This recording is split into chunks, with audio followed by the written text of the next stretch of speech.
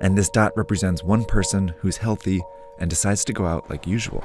They jump on the subway and head into the office where they catch COVID-19. But they don't feel sick right away and might not for several days. So later they go to a basketball game where they unknowingly infect 2 or 3 more people.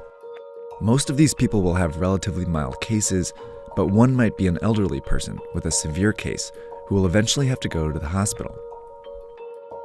But these 3, who are all infected but don't feel sick, go out again, on the subway, into the office, and then out after work, infecting several more people, 20% of whom will need to go to the hospital.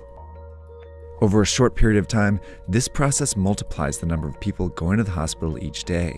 Before long, the hospital is full and a crisis begins. People with severe cases of COVID-19 can't get treatment, and some who could be saved die. Plus, people with other issues can't get treatment either, and some of them die. This surge of severe cases causes avoidable deaths. That's what happened in South Korea, Iran, and Italy, all of which went from 100 to more than 5,000 cases in less than 2 weeks. A lot of people died because they couldn't get into the hospitals. This surge is made up of only severe cases, but it was generated by people who didn't feel sick, spreading the disease in public. Which means the people who can do the most to avoid these unnecessary deaths are these people. And that means all of us.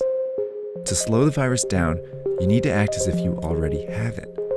By avoiding public transportation, the office, crowded places, and even small social gatherings, you decrease your chances of both getting the disease and spreading it. This is called social distancing. If enough of us do it, the virus still spreads, but much slower. Over time, many people might still get infected, but fewer severe cases show up to the hospital each day, never overwhelming the system. This trend line gets flatter. These people can all get treatment, and fewer people die because of it. These are the 2 ways the COVID-19 pandemic can play out. But this one only happens if everyone does their part. And it's why experts and officials are urging people to flatten the curve by social distancing and staying home as much as possible. It's also why in the US,